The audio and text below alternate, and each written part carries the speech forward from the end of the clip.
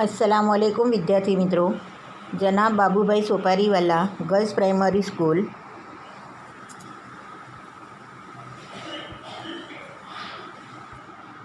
આજે તારીખ 1/3/2021 સોમવાર ધોરણ 6 વિષય ગણિત પ્રકરણ 13 સમિતિ સ્વાધ્યાય 13.2। વિદ્યાર્થી મિત્રો, અગાઉના તાસમાં આપણે સ્વાધ્યાય 13.2ના 2 દાખલા શીખી ગયા। આજે આપણે બીજા આગળના દાખલાની સમજૂતી મેળવીશું। ચલો, દાખલો નંબર 3। તમે એવો ત્રિકોણ દોરી શકો કે જેને, એમાં પહેલું છે એક સમમિતિની રેખા હોય। એક સમમિતિની રેખા હોય તેવો ત્રિકોણ દોરી શકાય કે નહીં એ આપણે ત્રિકોણ દોરીને નક્કી કરીએ, બરાબર। તો જવાબ આવશે કે એક સમમિતિની રેખા હોય તેવો ત્રિકોણ દોરી શકાય અને એ ત્રિકોણ કયો છે? સમદ્વિબાજુ ત્રિકોણ। સમદ્વિબાજુ ત્રિકોણ કોને કહેવાય? કે જે ત્રિકોણની બે બાજુઓ સરખી હોય તેને સમદ્વિબાજુ ત્રિકોણ કહેવાય। તો સમદ્વિબાજુ ત્રિકોણની અંદર આપણે એની બે સરખા ભાગ કરતી વચ્ચેથી એક સમમિતિની રેખા દોરી શકીએ છીએ। જો અહીં મેં તમને આકૃતિમાં દોરીને બતાવી છે, આ એક સમદ્વિબાજુ ત્રિકોણ છે અને તેમાંથી આ બે સરખા ભાગ કરતી આપણે એક ઊભી સમમિતિની રેખા દોરી છે। એટલે એક સમમિતિની રેખા હોય તેવો ત્રિકોણ દોરી શકાય અને એ ત્રિકોણ છે સમદ્વિબાજુ ત્રિકોણ।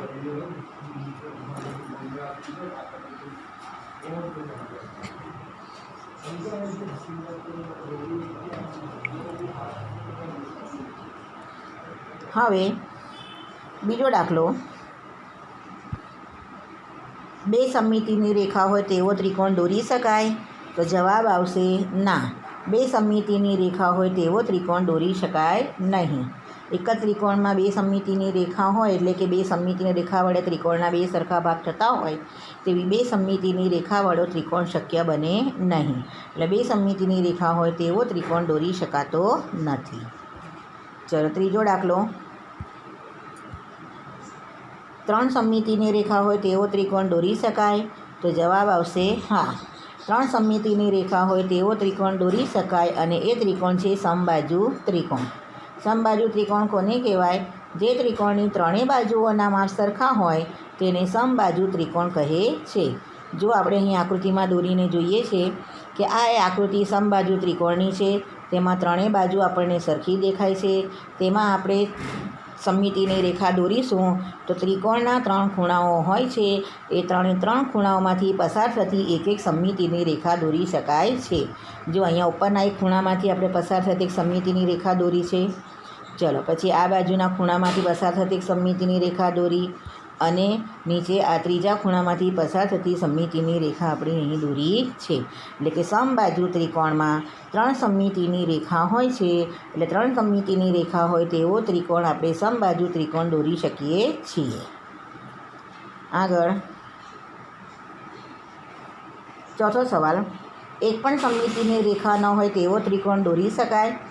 તો જવાબ આવશે હા, વિષમબાજુ ત્રિકોણને એક પણ સમમિતિની રેખા હોતી નથી। વિષમબાજુ ત્રિકોણ કોને કહેવાય? તો જે ત્રિકોણની ત્રણેય બાજુઓના માપ અલગ અલગ હોય તેને વિષમબાજુ ત્રિકોણ કહેવાય। વિષમબાજુ ત્રિકોણમાં સમમિતિની રેખા દોરી શકાતી નથી અને જો આપણે દોરવા જઈએ તો પણ તેના બે સરખા ભાગ થતા નથી। સમમિતિ કોને કહેવાય? તો જે રેખા વડે આકૃતિના બે સરખા ભાગ થતા હોય તેને સમમિત આકૃતિ કહેવાય અને એ રેખાને સમમિતિની રેખા કહેવાય। અહીં વિષમબાજુ ત્રિકોણમાં ત્રણ બાજુના માપ જુદા જુદા હોવાથી વચ્ચેથી આપણે સમમિતિની રેખા દોરીએ તો પણ તેના સરખા ભાગ થતા નથી, એટલે એક પણ સમમિતિની રેખા ન હોય તેવો વિષમબાજુ ત્રિકોણ હોય છે। એટલે વિષમબાજુ ત્રિકોણને એક પણ સમમિતિની રેખા હોતી નથી। એટલે તમારે યાદ રાખવાનું કે સમબાજુ ત્રિકોણ હોય તો તેને ત્રણ સમમિતિની રેખા આવે, સમદ્વિબાજુ ત્રિકોણમાં એક સમમિતિની રેખા આવે અને વિષમબાજુ ત્રિકોણને એક પણ સમમિતિની રેખા હોતી નથી, બરાબર। ચલો આગળ જો વધીએ। દાખલો નંબર 4, માંગ્યા મુજબ આકૃતિ દોરો। પહેલો સવાલ, એક ત્રિકોણ કે જે આડી રેખા પર સમમિત હોય પણ ઊભી રેખા પર ન હોય એવો ત્રિકોણ આપણે દોરવાનો છે કે જે આડી રેખા પર સમમિત હોય, તેમાં આડી રેખા દોરીએ તો એ સમમિતિની રેખા બને એ ત્રિકોણના બે સરખા ભાગ થતા હોય તેવું આપણને જોવા મળે. તો એવો આપણે ત્રિકોણ દોરવાનો કે જે આડી રેખામાં સમમિત હોય, ઊભી રેખામાં નહીં. તો એવો ત્રિકોણ આપણે દોરી શકીએ છીએ. જો વિદ્યાર્થી મિત્રો, અહીં મેં તમને જે ત્રિકોણ બતાવ્યો છે, હવે એમાં તમે જોઈ શકો છો કે અહીં મેં ત્રિકોણમાં આ આડી સમમિતિની રેખા દોરી છે. એ સમમિતિની રેખાથી આપણને ત્રિકોણના બે સરખા ભાગ થયેલા દેખાય છે, બરાબર. એટલે કે આ જે ત્રિકોણ છે તે આડી રેખા પર સમમિત છે. જો એમાં આપણે ઊભી રેખા દોરવા જઈએ તો ઊભી રેખાથી ત્રિકોણના બે સરખા ભાગ થશે નહીં. એટલે કે આ એક એવો ત્રિકોણ છે કે જે આડી રેખા પર સમમિત છે, ઊભી રેખા પર સમમિત થતો નથી. તો એવો ત્રિકોણ કયો છે? તો જવાબ આવશે આવો ત્રિકોણ એ આડો સમદ્વિ બાજુ ત્રિકોણ છે. આવો ત્રિકોણ કયો છે? તો આવો ત્રિકોણ એ આડો સમદ્વિ બાજુ ત્રિકોણ છે. તમે જોઈ શકો છો આકૃતિમાં કે આ બાજુ ને આ બાજુ એ બંને સરખી છે, એટલે સામસામેની આ બે બાજુ સરખી છે. આ બાજુ નાની છે બીજી બે બાજુ કરતાં, એટલે આ ત્રિકોણ સમદ્વિ બાજુ ત્રિકોણ છે અને આપણે આડો સમદ્વિ બાજુ ત્રિકોણ દોર્યો છે. એટલે આ ત્રિકોણ આડી રેખા પર સમમિત છે, ઊભી રેખા પર એ સમમિત થતો નથી, બરાબર. ચલો બીજી આકૃતિ જોઈએ. બીજો સવાલ, એક ચતુષ્કોણ કે જે આડી અને ઊભી બંને રેખાને સમમિત હોય એવો ચતુષ્કોણ દોરવાનો કે તેમાં આપણે આડી રેખા દોરીએ તો પણ તેના બે સરખા ભાગ થાય અને ઊભી રેખા દોરીએ તો પણ તેના સરખા ભાગ થાય. એટલે કે આડી રેખા અને ઊભી રેખા બંનેમાં એ સમમિત હોય તેવો ચતુષ્કોણ દોરવાનો છે. તો આપણે દોરીશું. જો અહીં મેં તમને લંબચોરસ દોરીને બતાવ્યું છે, એમાં આપણે દોરીએ છીએ આ એક ઊભી સમમિતિની રેખા જેનાથી આ લંબચોરસના બે સરખા ભાગ થાય છે, અને બીજી રેખા દોરી છે આડી રેખા, તેનાથી પણ લંબચોરસના બે સરખા ભાગ થાય છે. તો આ લંબચોરસને પણ ચતુષ્કોણ કહેવામાં આવે. તો આડી અને ઊભી બંને રેખાને સમમિત હોય તેવો ચતુષ્કોણ કયો છે? તો આવો ચતુષ્કોણ એ લંબચોરસ છે. કયો આવશે ચતુષ્કોણ? આવો ચતુષ્કોણ લંબચોરસ છે, બરાબર. ચાલો આગળ.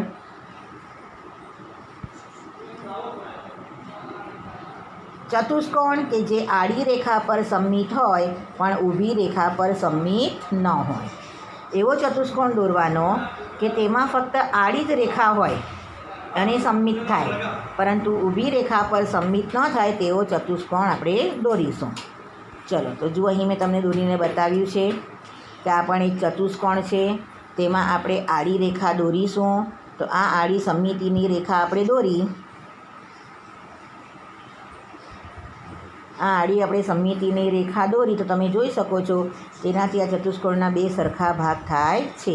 એટલે કે આ ચતુષ્કોણ આડી રેખા પર સમમિત થાય છે. તેમાં આપણે ઊભી રેખા દોરવા જઈશું તો ચતુષ્કોણના બે સરખા ભાગ થશે નહીં. એટલે આ ચતુષ્કોણમાં ઊભી સમમિતિની રેખા દોરી શકાતી નથી. અહીં આડી આપણે દોરી છે સમમિતિની રેખા, તે ચતુષ્કોણ આડી રેખા પર સમમિત છે એમ કહી શકાય. આગળ, એક ષટકોણ જેને બરાબર બે સમમિતિની રેખા હોય એવો ષટકોણ દોરવાનો છે. ષટકોણ એટલે કે 6 બાજુઓવાળો બહુકોણ કે તેમાં ફક્ત બે સમમિતિની રેખાઓ હોય એવો આપણે ષટકોણ દોરવાનો છે.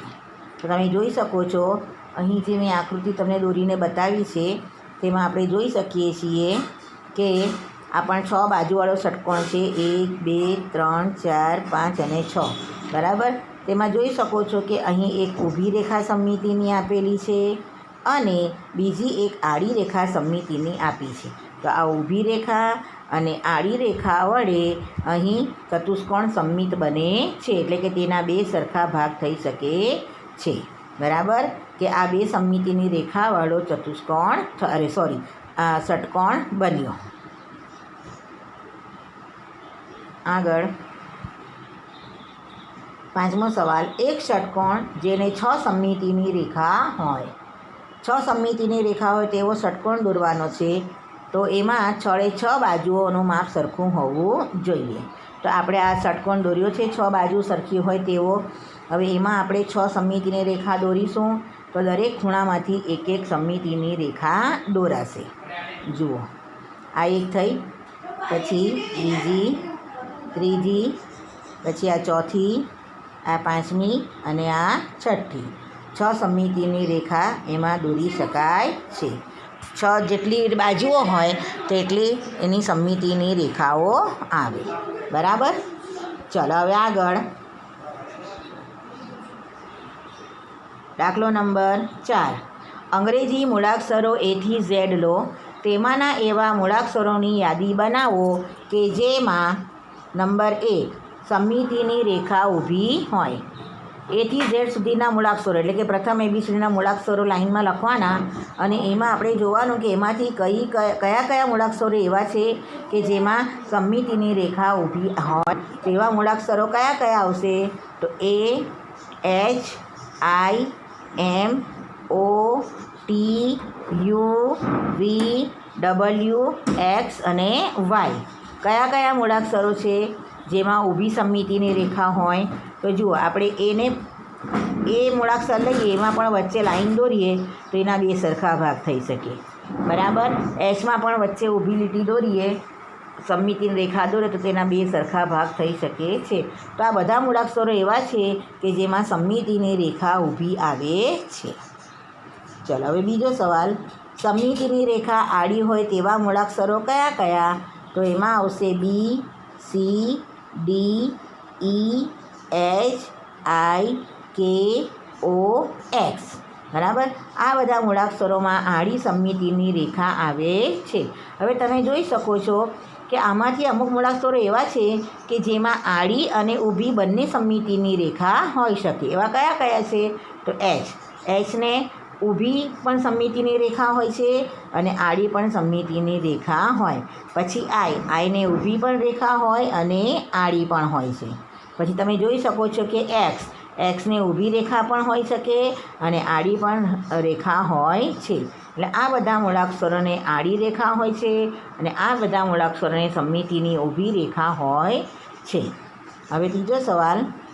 સમમિતિની રેખા ન હોય તેવા મૂળાક્ષર કયા? તો સમમિતિની રેખા ન હોય તેવા મૂળાક્ષરો આવશે F, G, J, L, N, P, Q, R, S અને Z. આ મૂળાક્ષરો એવા છે કે જેમાં એક પણ સમમિતિની રેખા આવી શકતી નથી, ન ઊભી ન આડી. સમજ પડી ગઈ વિદ્યાર્થી મિત્રો? દરેક જણાને સૂચના સાંભળે દરેક જણા કે અહીં જે મેં તમને દાખલા ગણાવ્યા છે તે દરેક દાખલા તમારે આકૃતિની સાથે સમમિતિની રેખા દર્શાવીને તમારે ગણિતની નોટમાં લખવાના રહેશે. Thank you.